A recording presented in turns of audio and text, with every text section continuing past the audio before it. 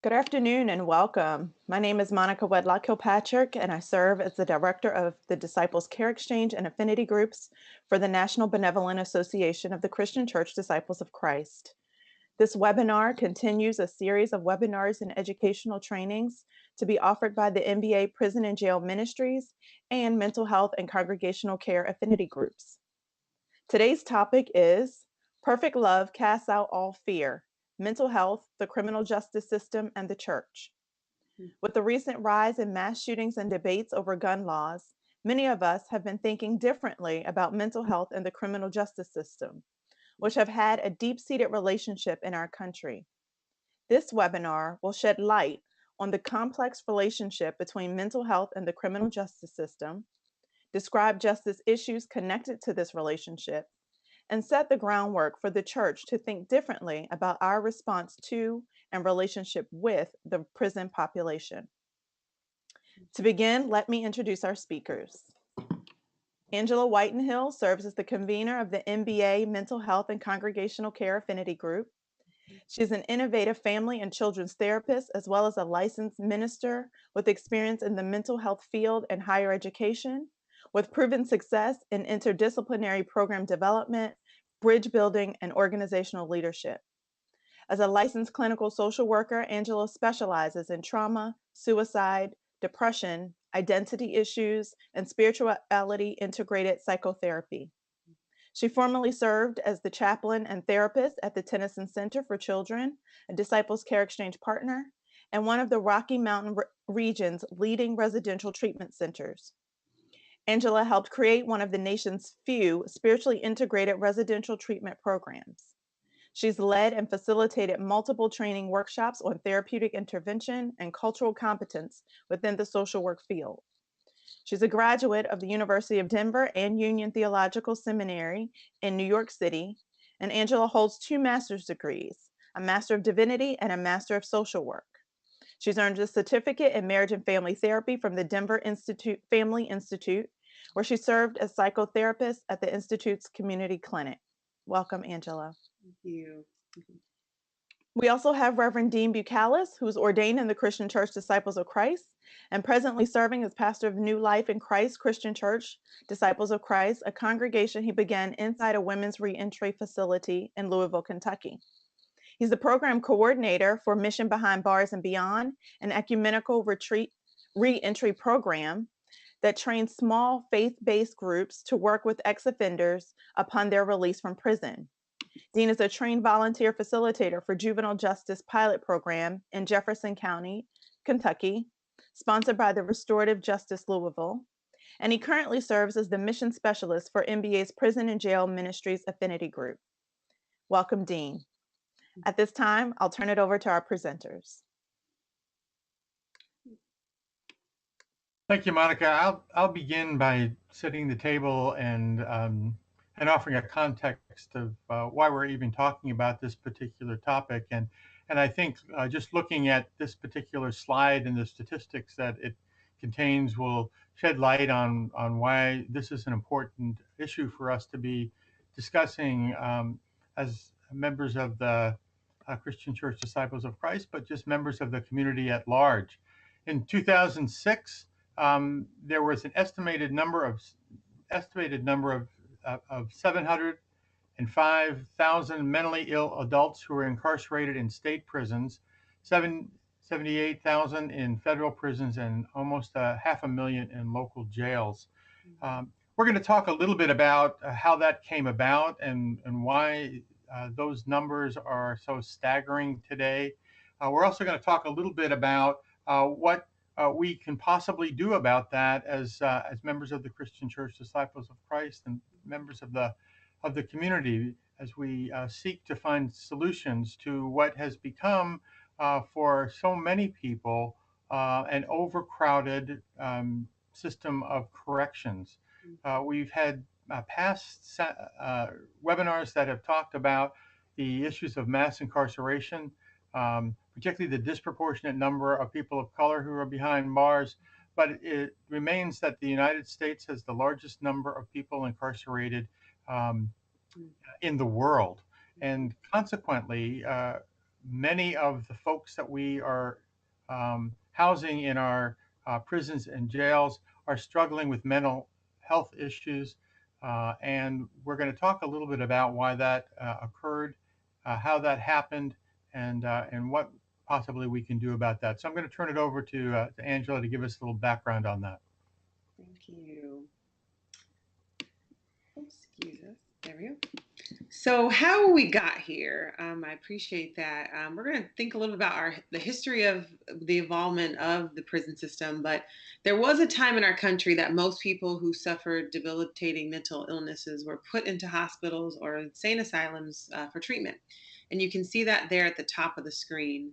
But in 1963, just weeks before actually his assassination, President Kennedy signed a bill that encouraged states across the US to reduce and or close these mental health facilities or hospitals. And this process became known as deinstitutionalization. Now, those who were proponents of deinstitutionalization envisioned that the bill would result in accessible community based mental health treatment centers that would allow most Americans suffering from mental health to get treatment while still living independently in their homes and their communities. And so it was a great idea. This was instead of going into these big asylums that were sometimes neglectful and abusive. But though it was a great idea, the federal government didn't really provide enough ongoing sufficient funding for the idea. And so a lot of these community programs grew in demand, but weren't existing. When the institutions or the hospitals were released, over time, there weren't places for these people to go. And so you see there at the bottom some of these mental health services, there was only a few.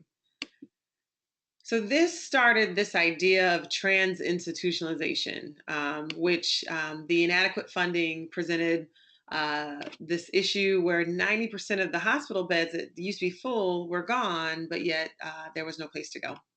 And there's a quote here that I want to read because it really describes this phenomenon. The Surgeon General describes it in a really great way. Even more than other areas of health and medicine, the mental health field is plagued by disparities in the availability of and access to its services. Consequently, many of the individuals released in the community without support ended up incarcerated. It is fair to say that instead of being deinstitutionalized, a great number of individuals suffering with mental health were, in fact, trans institutionalized into Americans' jails and prison systems. And so people were just simply shifted over. And this created a pretty significant impact that Dean will continue to share with us next. So we often see in the world of corrections sort of a pendulum swinging back and forth between the areas of retribution and the areas of rehabilitation and restoration. And this it's a similar pendulum that has swung in the area of treatment for people with mental health issues. And part of that is that we discovered there are um, uh, that there are a number of people now who are incarcerated that as Angela mentioned, have previously been either institutionalized or have gone untreated for their mental health issues.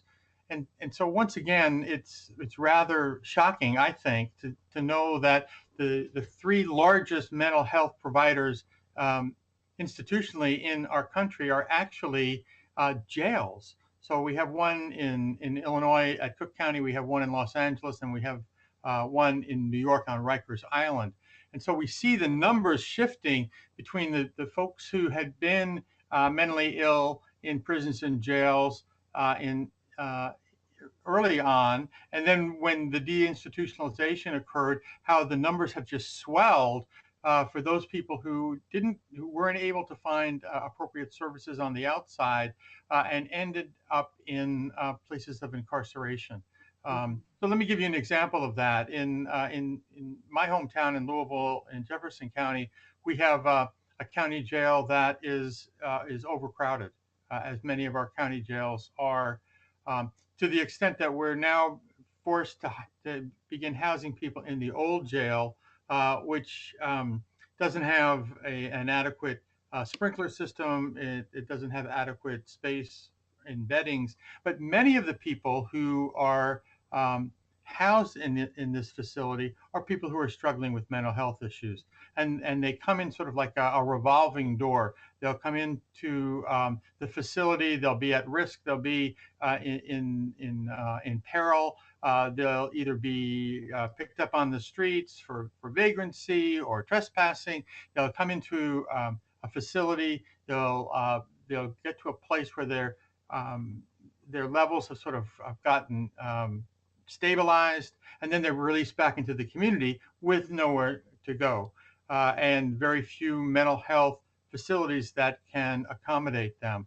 And so we're struggling now with what to do with this. The answer that we've had in the past, as far as providing mental health facilities, has been discontinued, and what has been substituted, as Angela mentioned, is moving people into just another institution that is woefully unprepared to accommodate them and to treat them with the needs that they have.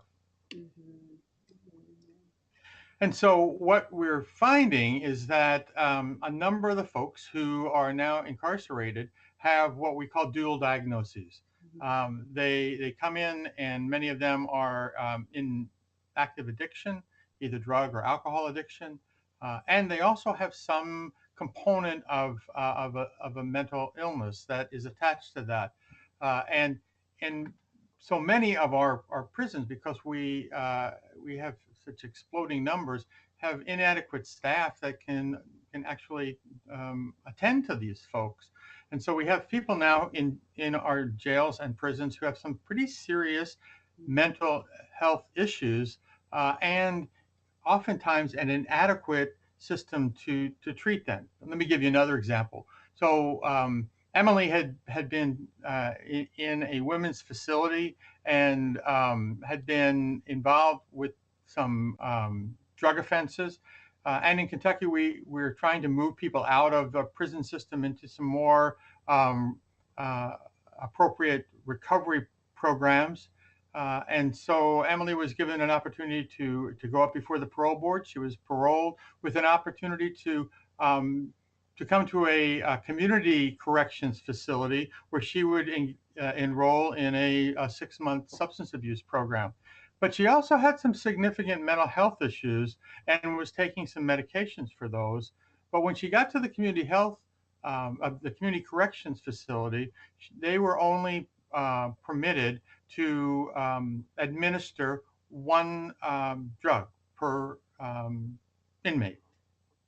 And so Emily had to make a choice of which of the medications that she had been taking for bipolar disorder and an anxiety disorder, which one of those drugs she would take. And if she said, well, I need both of them, they would have sent her back to prison, to the mental health facility that would be part of that prison facility, which of course is giving somebody in many respects kind of that Sophie's choice. I mean, what do I which of these medications do I take? How do I know which one is going to be best for me? So a lot of people then who are in these community corrections facilities are walking on their own eggshells because they're not actually being treated for the mental health issues that they have. So Angela's going to talk a little bit more about um, the implications of all of that. Yes. And so you'll see here a graph of the most common mental health issues we find that are in prisons and jails. And this is significant because of the types of mental health issues that are identified here on the list. Just thinking about, say, depression or anxiety, these are mental health issues that are exacerbated by the environment of prison and jail, and or, like Dean mentioned, the low treatment quality that they experience. If you think about depression, which in addition to antidepressants, usually can be improved with natural things in our lives that help our hormones shift, like sunlight, physical activity, healthy relationships, how we think, or dealing with emotional wounds, eating habits, things like that. Anxiety is typically changed in addition to medication through physical and emotional safety, consistency of healthy relationships, supportive, positive environments. And all these things we've listed aren't as readily available in a prison system for all kinds of reasons. Um, Also, you see that at the below, the fact that suicide is the leading cause of death among inmates in jail, and the top five prisons demonstrates that this population is greatly impacted by mental health. Um, and we find that another kind of interesting layer is that in addition to one diagnosis, you have a lot of people have two, like we talked about. We call that co-occurring diagnosis, and that's multiple ones at one time. So it could be, depression and addiction, or what we mentioned before. So all these kind of elements make it hard to recover in the environment of prison. And you find outside when people are released, at the point of transition back into society, these can add other risk factors for the person, like employment, poverty, multiple forms of discrimination, or just feeling socially isolated, that lay on top of the recovery in and of itself. Some things we call as adjustment disorder. And so, this notion that incarceration and the services offered are not kind of ideal for mental health recovery is an understatement, to be quite honest. And we want to kind of look at this in another way to think about, in addition to services, how do these people within the system and outside of it, how do we change that? This is hard on the system. It puts a strain on the system. And Dean's going to kind of explain that strain. I'm sorry about that. There we go. the the difficulty that this places on correctional officers and those folks who are working in these facilities is unfair and unrealistic to expect them to be able to work with people with some of these very complicated combinations of circumstances. But because we haven't been proactive about addressing that, we really stretched the system. We have a strained system now, so that 1 out of 3 of our state prisoners with mental health problems, 1 out of 4 of our federal prisoners, and 1 out of 6 of jail inmates have received some type of mental health treatment since they've been admitted. So we need to just think about what that means in the context of a jail and prison system. Mm-hmm. Um, Many of them are taking prescribed medications. That's really been the principal intervention. But seeing a therapist, seeing a mental health specialist, because the prisons are so overcrowded, has just become virtually impossible. And so we have a lot of people who, in some ways, are just languishing with these co-occurring conditions and not seeing any way out of that. And as we know, institutionalization has an effect on people as well. So you bring people in with some mental health issues, you place them in a relatively artificial environment with a large number of people. It just exacerbates some of the issues that they had to begin with. And what we also know is that 95% of the people who are imprisoned come back into the community. And so an issue that continues to compound itself without having addressed some of the key issues. So we know that people with mental illness are actually overrepresented not only inside but also on the outside with respect to probation and parole populations. We know that women are more likely to be struggling with mental health issues. Um, uh, those women who are incarcerated, and we also know that people with mental health concerns are twice as likely to stay in, or I guess the better way of saying that is that they will be staying in prison twice as long as the average other inmate or resident, and some of that is because of the circumstances which exaggerate and exacerbate their conditions. So we painted kind of a bleak picture, uh, but we're the church, and so the church is always looking for solutions. The church is always looking for ways because the ways of addressing some of these concerns, these social justice issues, because our leader, Jesus, told us that that's what we need to do. We need to be with those people who are on the margins, those people who have needs, those people who are struggling. That's what the body of Christ does here in this world. And so we're going to talk a little bit about what would Jesus do? I mean, how Right. do we address some of these issues, and how do we, as members of the Christian Church, participate in this solution? And Angela's going to start that off for us. Yes. Thank you. We go here to what's that? Next one. We think about, of course, our texts and the traditions in which we that lie in those, and we think about Mark 5:1 through 20. If you all remember, this is the story of the healing of, some people say, the legion, the mob, the possessed one, the demonic, and we would say maybe the incarcerated one. Let's think about what this means for that text. But in Mark 5:1, just a brief kind of overview. Here's a story about a man who was dwelling amongst the tombs, the text says, and no one could bind him, not even with chains. So he is incarcerated, he is enchained. He had shackles around him. He sees Jesus and he immediately runs to worship him and cries out, "What have I to do with you, Jesus, Son of the Most High? I implore you by God, don't torment me." In the scripture, this is known because this is the scripture is known for the moment that Jesus literally casts a spirit out of the man's body, and this asks the spirits, "What is your name?" And then these spirits answer to God, "My name is Legion, for we are many." And we know that these spirits run into the nearby pigs, and the pigs eventually jump off the cliff. It's dramatic, but Jesus doesn't send him into. Jesus is sorry. He's telling Jesus to not send him into the country, but asks to go with him. And Jesus says, go ahead and go back to your community. The interesting thing is that when this man goes back to his community, the text says that, and those who saw this happen, people were nearby watching this, went to other people, started talking about it, and they began to plead to the man to leave the region, to completely leave the space.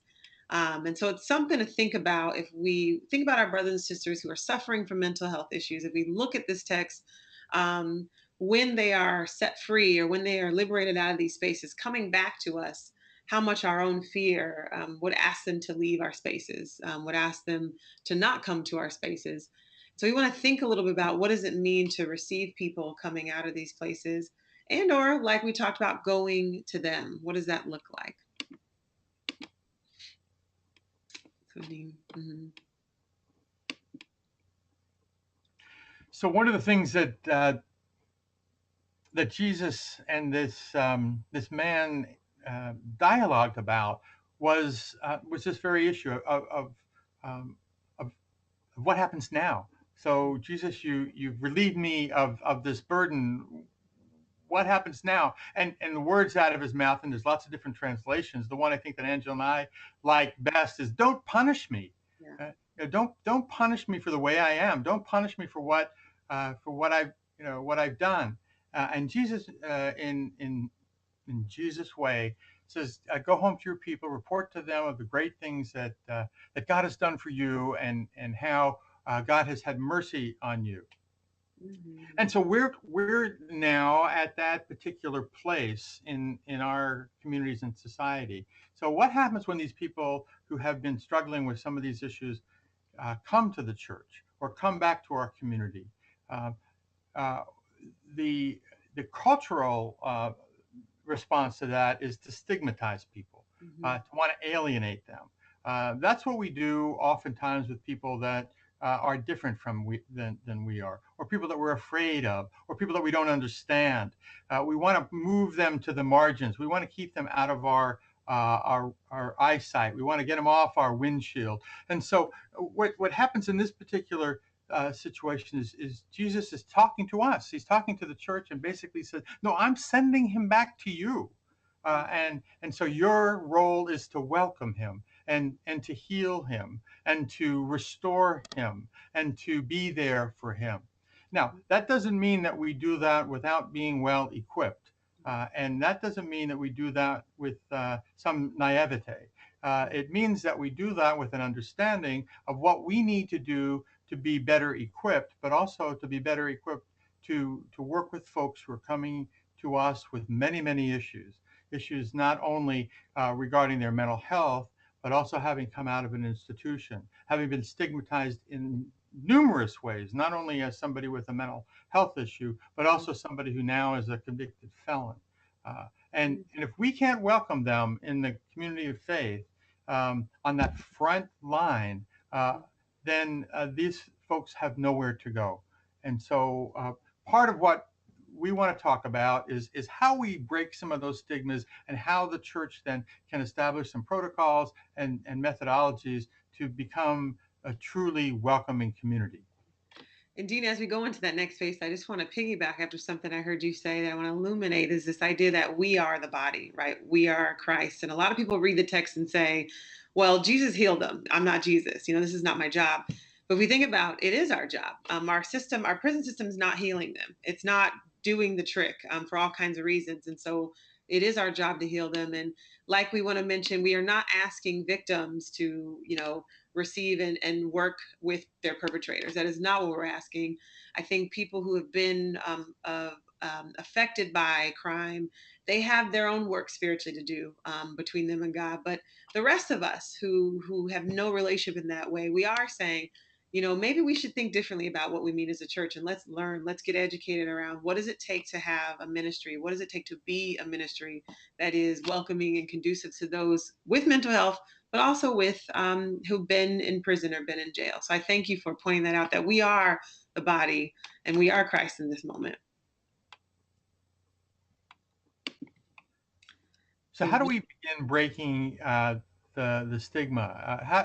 Where do we start? And this is an area that we have the benefit of having the expertise of someone like Angela who can help us kind of walk through some of these steps and direct us to some resources in our congregations as well as individually that can help prepare us to not only break the stigma, one, which is important, but also to then open our arms and become welcoming.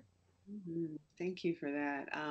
It's always such a task and we feel so burdened by it, but if we take it piece by piece, we find that we can do this.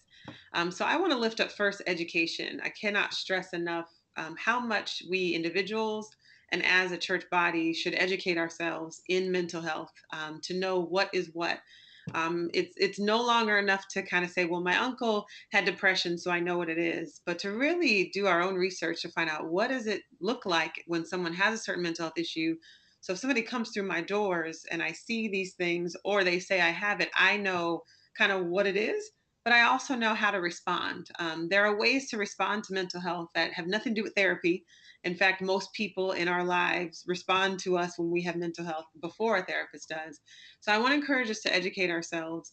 And you can do this by many ways. We, on our NBA website, have a whole mental health affinity group, and we have resources there. Every month, we're putting up a blog around some topic of mental health. We have webinars like this. We will be producing different resources for you to look at. But I tell people Google it, and I know you have all kinds of stuff when you Google, but you find that there are some legitimate resources out there. If you go, okay, what is depression? And then you can find those. Other ways at the end, we'll talk about some resources that you can look in your local area.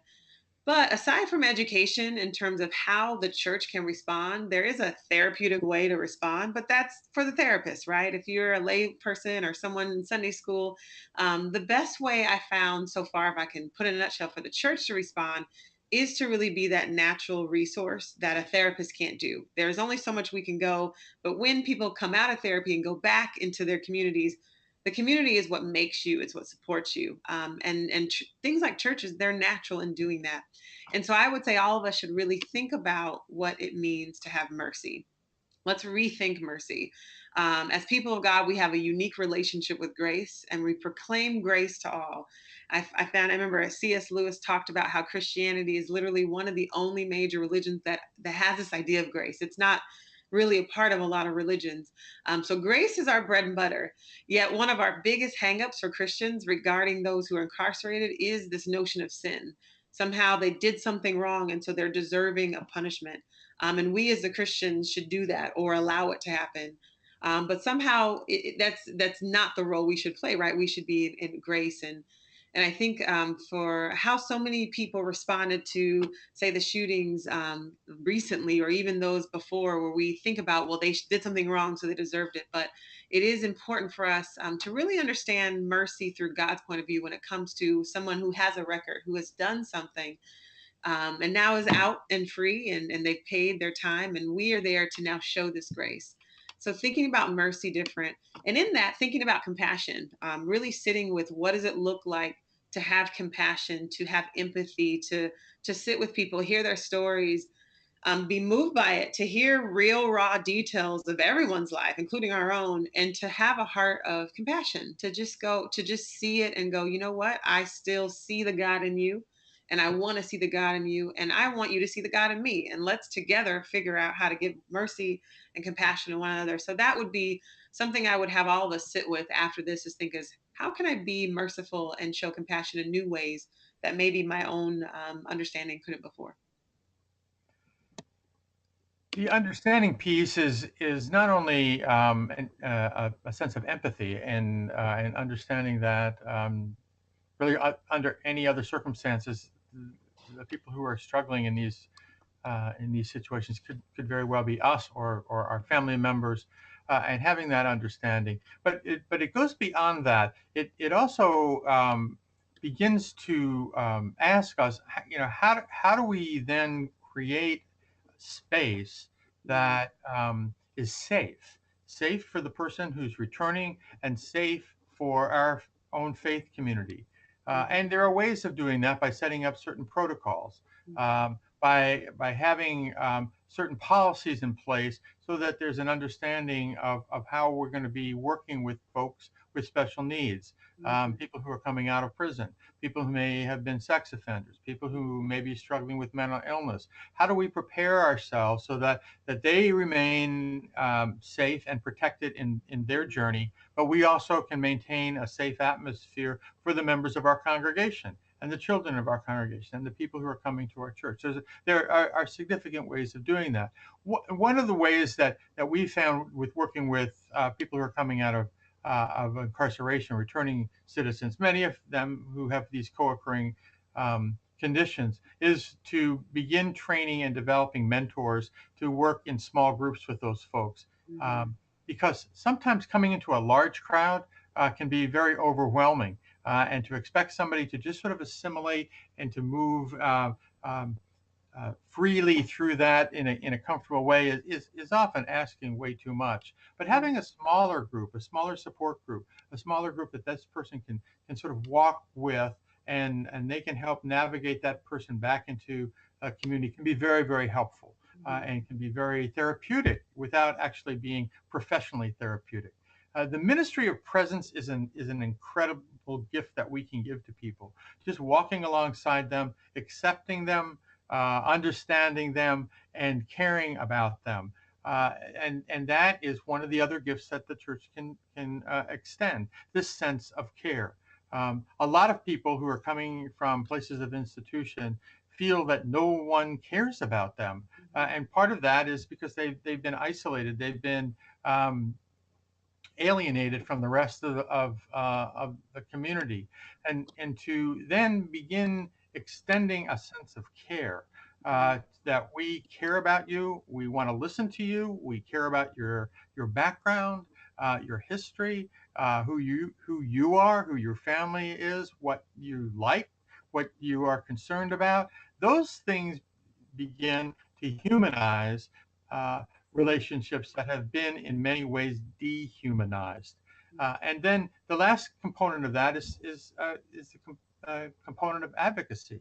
The church can be a very strong voice in asserting ways in which we can, as a country, begin looking at different ways um, of working with people who have um, uh, histories of mental health issues, and who have been incarcerated, and we're beginning to see that pendulum sort of move back, and part of that is because have backed ourselves into a corner with extremely overcrowded and expensive places of incarceration and prisons correctional institutions. And so, one of the things that we can begin doing is talking with our state legislators and in insisting that instead of incarcerating people, that we begin developing a much more therapeutic approach to people not only with mental health issues, but people who are struggling with addiction.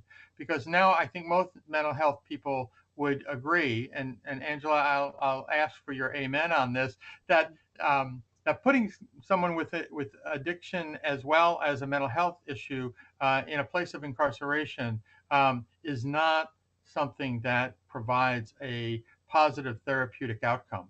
And so we need to begin as a church to give voice to that and hopefully support those kinds of programs that are moving people into places that can provide them the care and therapy that they may need.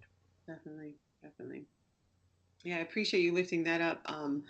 Oftentimes we think about, what changes people, what helps people turn away from their ways. And sometimes there are moments like being restrained or violence or being kind of locked in that allows you to sit and think. But we know with the human psyche, if you think about your own life as when you were a child or when you've done something as an adult, that really what makes change is positive support, is revelation, is encouragement, it's grace, it's resources to do what you're being asked to do. And so yeah, we find that to the no fault of its own, but the prison system is just not set up for that kind of work. And we think about what does it take for us to move into new spaces, and to be in a place like that we talked about earlier, environment. It actually counters some of our, or exacerbates some of our mental health issues as well. So I appreciate you lifting that up. So Angela's going to talk a little bit about some ways in which we can do these types of approaches in a practical way with some resources. She's mentioned that NBA has a large library of resources now, but there are certain practical things that Yeah. are very accessible and can open the door for those who don't have much information about this, want to learn more about it. It's not only useful for people who are coming back from places of incarceration, but if you have family members or people that you know who Mhm. are struggling with mental health issues, these are valuable resources that can help educate us so that we can be better equipped to walk alongside people who are struggling. Yes, yes. And again, I come back to educating ourselves. I think sometimes as people of God, we feel the need to know our Bible and know our religious traditions, and we should. And then there are moments where it's okay for us to learn other things, and that's part of our spiritual development. So I think it's okay for us to have moments in our communities, our church communities, where we just sit and talk about these issues. The website there of Sam Hussa, it's a acronym, is a phenomenal website. If you look at it now, it literally has a couple taglines: how to respond to how to respond in grief after community violence. So after our summer's shootings, there are lists of things that you can do in your congregations or individually. There's also a bub up there that says, how do you respond to Zika? If there's anxiety around that. So that website's a really good ongoing resource. NAMI chapters are in your local area. That's also listed up on our resource page. But the NAMI chapters will come out to your church and do a free workshop with you if you get connected with them. And I encourage you to do that. And they'll sit down and kind of do mental health 101. This is what this means, depression and anxiety, and this is what it looks like. So educating ourselves and understanding that educating ourselves is our spiritual development. It's us being in our communities and figuring out what is happening. The other thing is just awareness events. We find that when you are of the marginalized community, a lot of times just being acknowledged is in and of itself powerful. So when we think about our church events, when we think about focuses at our church, really including this population in our sermons, in our language, in our events, I find book studies are really cool ways to have that education moment, to have dialogue, for people to communicate. But even after, say, if you do a church picnic or if you do whatever you're already doing, just integrating this concept or ideas into the dialogue that you're already having. There, we have a link to our mental health book study that we did with our own staff members using Blessed Are the Crazy, an amazing book by Sarah Griffith Lunn, who wrote about experiencing mental health issues in her own family. And we just sat with that book and we talked about issues as a staff. And so there's a layout there of the book, but it also has a 6-week book study that you can just take and use as a way to start talking about mental health if that's helpful for you. And Sarah's book is wonderful because not only is it a personal account, but a very tender account of her interactions with mental health issues and the prison system. Mm-hmm. Yeah. She had a relative who was on death row and was ultimately executed, and the issues that um, surround some of those very difficult um, situations in our families and in our culture. So I think we would both recommend that as a very accessible, hands-on, well-written, um, and easy to read um, book to be utilized in a book study. Um, another program that is very helpful is getting involved with family and children of incarcerated people and support groups.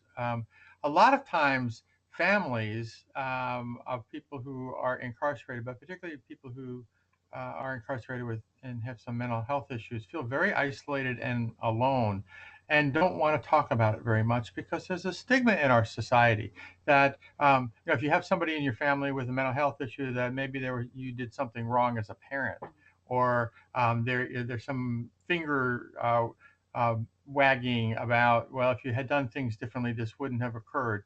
But we know now that that's just not the case, and mental health issues uh, affect everyone, and it crosses all demographics and all statistical boundaries. And so, engaging in a support group with folks who have similar circumstances and who are struggling with some of the same issues with family members can be very not only empowering, but also can be very supportive in trying to resolve some of the feelings that people have when they have a family member who has been incarcerated, particularly one who is struggling with mental illness.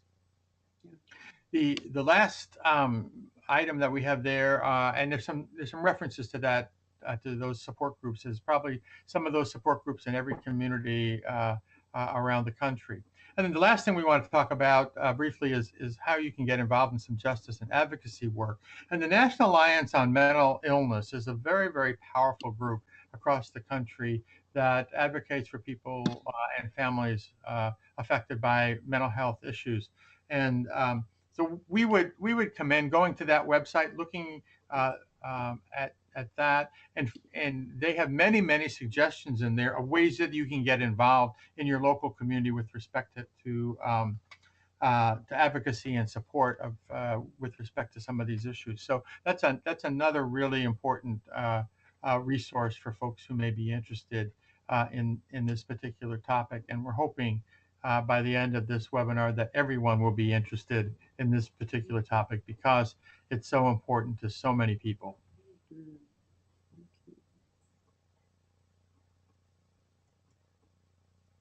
So,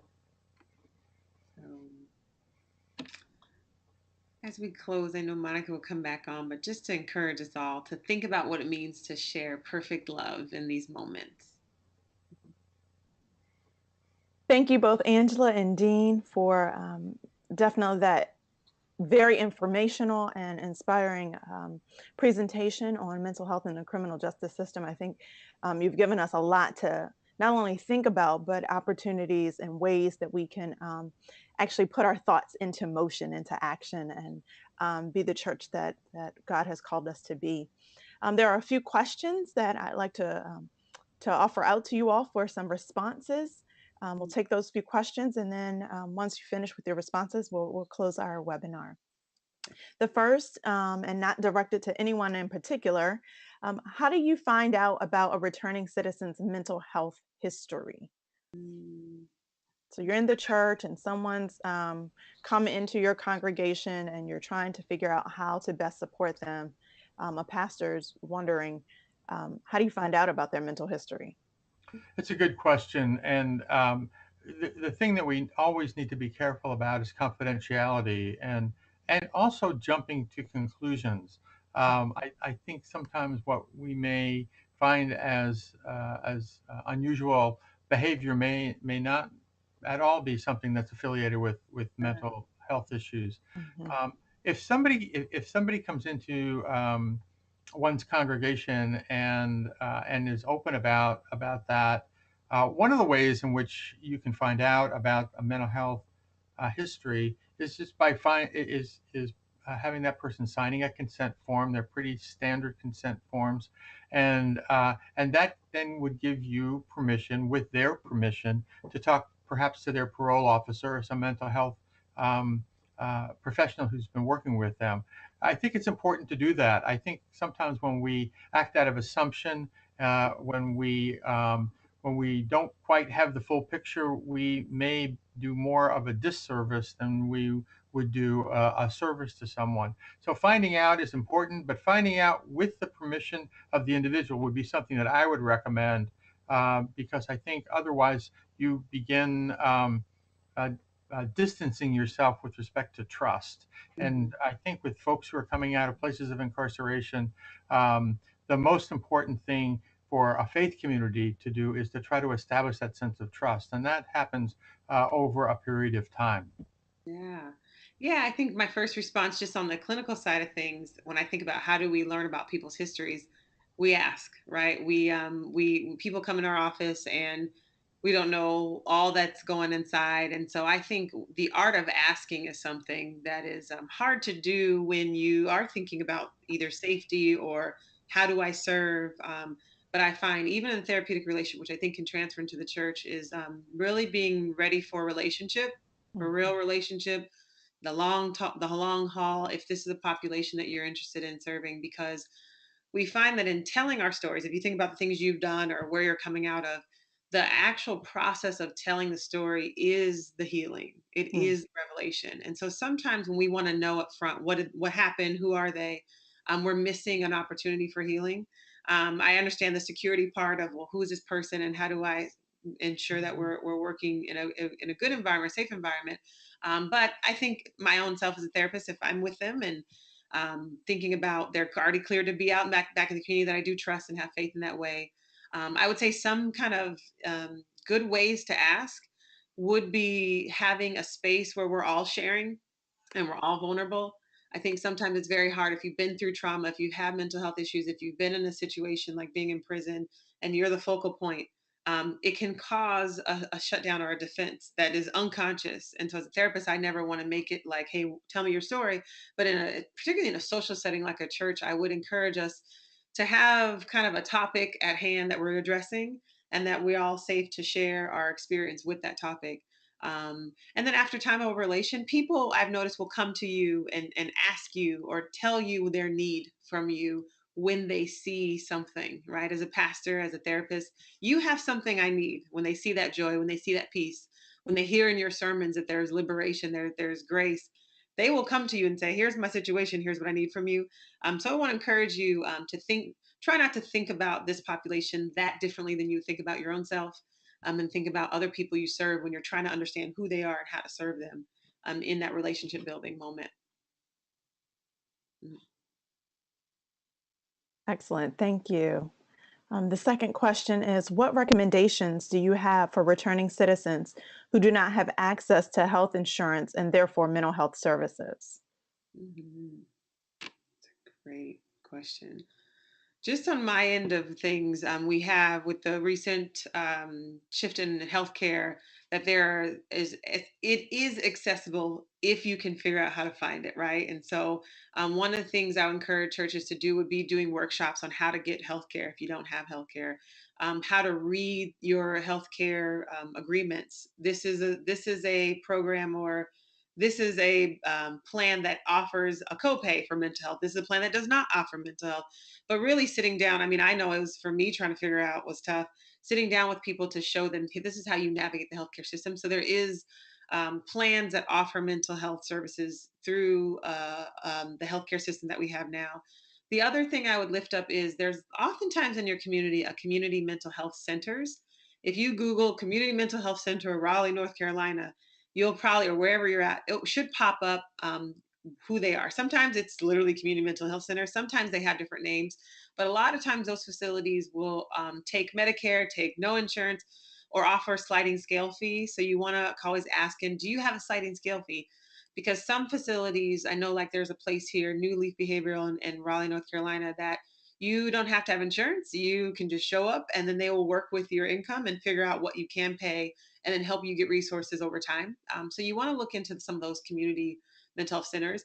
I've also known, I know we are the church, but there are other churches that have therapy centers in them sometimes. And you might want to connect, if you're a pastor of a church that doesn't, find in your community who's doing that work and what does it take to have parishioners go there.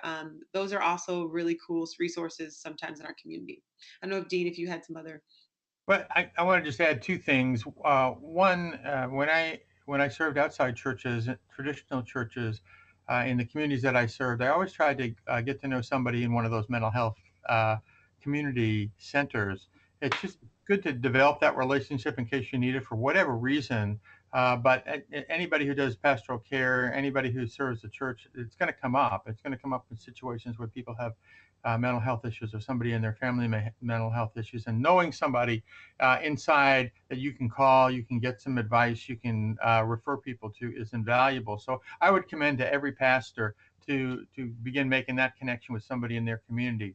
And then another thing that I think is very helpful, there's a whole system of parish nurses that many churches have established inside their congregations, and those folks that I've worked with, parish nurses, they have an incredible connection with resources in the community. Plus, they have that ability to begin doing some very significant early on diagnoses.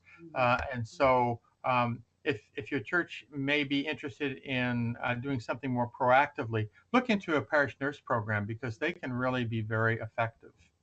Definitely, definitely. Mm. Great. Those are both really helpful answers to those particular questions. And I want to invite those who have more questions or need more information, please, again, visit the MBA website. This ends our webinar for today, and we thank you for your time.